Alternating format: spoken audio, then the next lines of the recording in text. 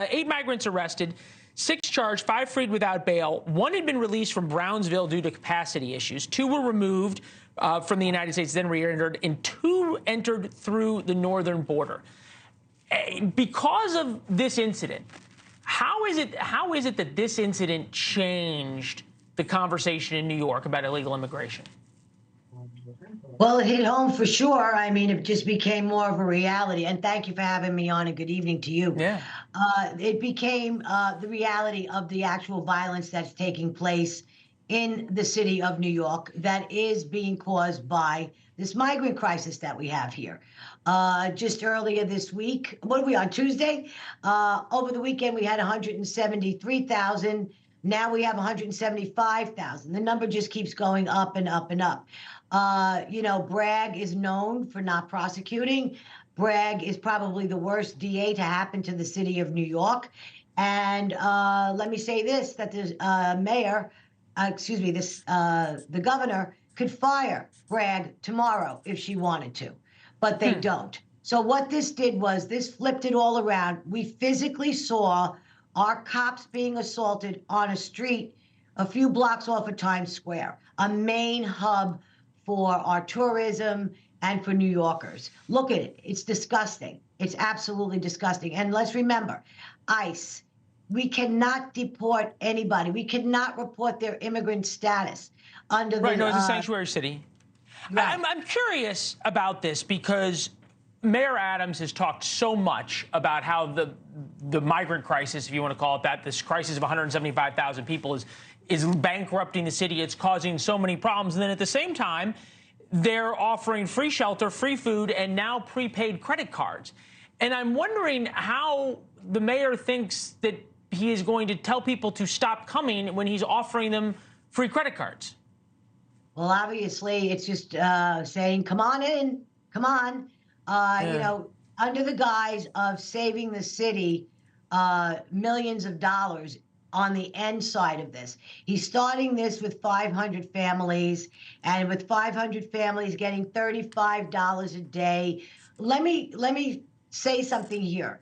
One of the main reasons for these cards are so that they could purchase the food that they're used to eating from the countries that they come from. They were unhappy with the food that we were giving them in the shelters. They were throwing it out for garbage. They were complaining that they weren't eating native food from their homelands. This is absolutely ludicrous. It's ridiculous. And we hung the welcome sign out. We're going to see what happens with this. We know on the surface it's a disaster.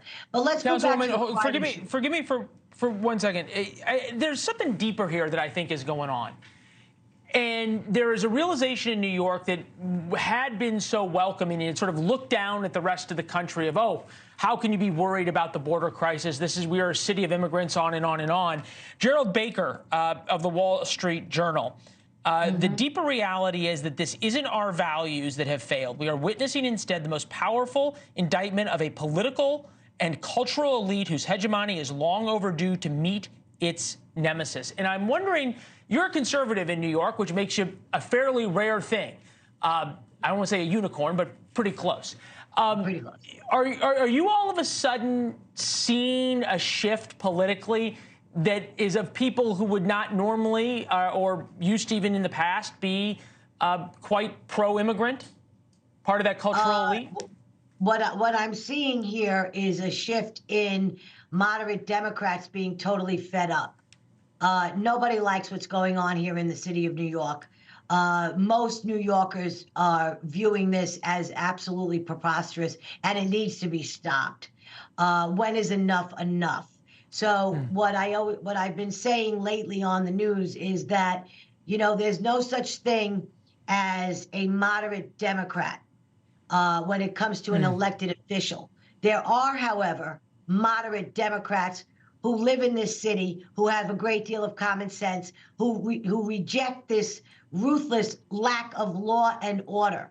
We have, you know, these streets have become, it's become the Wild Wild West, and nobody's being held accountable. And everybody's shaking their head and they're saying, how come, how is this happening?